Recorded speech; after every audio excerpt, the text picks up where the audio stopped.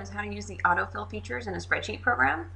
So first I want to talk about the pointers really quick. The white plus you can see I have right now is for selection. So I can select any one cell, multiple cells by left clicking and dragging in any direction. If I go to the top of a column, I have a down facing arrow. If I go to a row, I have a right facing arrow.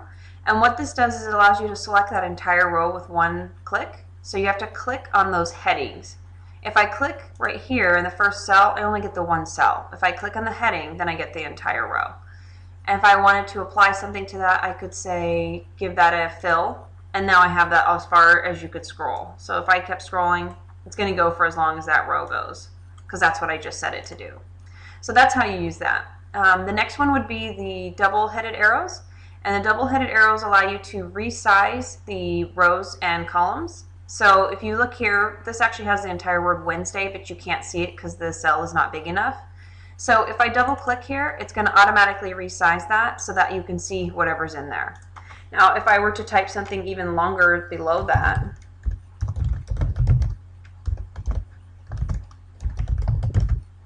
and hit enter, as soon as I type something in the next cell, you're not going to see it. So if I double click up here again, it automatically readjusts as well. So that's kind of a nice little feature when you have data that gets cut off, because if you go to print, it will print exactly what you see on your screen. So if your rows and columns aren't big enough to hold your data and to actually show everything, it'll print just the way you see it. So you'll have data that gets cut off, which is a waste, waste of time and waste of paper. The next thing that I wanted to show you was how to move stuff. So if I wanted to move this Friday right here, if you see right here, as long as I'm anywhere and I'm not in the very corners, I actually get this little four-headed arrow, and that means move. So I just basically move till I get the four-headed arrow, I left click, I drag, and whenever I get to where I want to be, I let go, and that's where my data moves. If I try to move where there's already data, it's going to ask me, do I want to move there? Because there's already something there, and you can say yes or you can cancel. So that's how you know the arrows. The last one that you want to know, and this is how we're going to get to the autofill option, is this little, if you can see this little box in the very far corner, it's like a little square in the bottom right corner. If you hover up to that, you actually just get a black plus. And if you left click and drag, you automatically will get the autofill feature that I talk about in the blog. So notice as I go, and I'm going slow so you can see it, you actually get a pop-up for every single, in this case, month that's going to appear in each cell. So you know exactly where you are. So if this is something where I'm stopping in December, I'm going to let go now. And now I'm going to use my little auto adjust. And now I have every month of the year, and I really only had to type one. Now, obviously that seemed kind of slow, but I was trying to show you the auto pop-up. If I wanted that to be fast, you can actually drag very fast, and I could say December, and it's very fast. This also works with days of the week. And just so you know, because you might not think of it, you can drag the opposite direction, and you can go backwards. So if I wanted to, I could say there's a week, it started there, and I actually started with Friday, but I went backwards. So you don't have to start with Monday and drag down. There's a lot of options here. There's a lot of flexibility. Same thing with the months. You saw me drag from December, and it automatically rolled to January and went down. If you had, if you worked at a school, you would work on a fiscal calendar, obviously, and so you would go from July to June, and that would be like that. So still the same process. It doesn't matter where you start. It doesn't matter which direction you drag.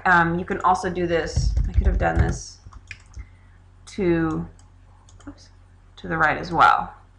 And as you can see, you really have to get on that little square or you end up selecting the next cell.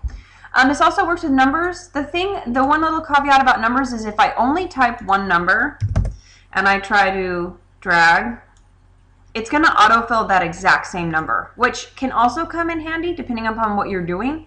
If you wanted to count numerically, you actually have to do at least two numbers. And you can start anywhere, but I just started with 1 and 2. So if I do 1 and 2, then it knows I'm counting, and it automatically adjusts and adapts for that. So sometimes if, for instance, say you have a mileage log and you need to keep a log of where you go every single day, you might have one of these and you would do probably 31 days, because most months have 31 days. And so then you wouldn't have to sit there and type out 1, 2, 3, 4, 5, all the way to 31.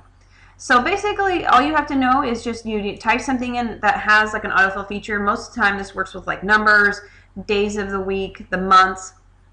These are the things that are automatically programmed into a spreadsheet program that will autofill like that. It's not going to work for everything. Like you can't type red and have it go orange, yellow, green. But you can do it for, you know, things that when you're keeping track of stuff that has to do with like a regular time of the month, a regular day of the week, you know, things, anything that use those kinds of things where you need those for labels.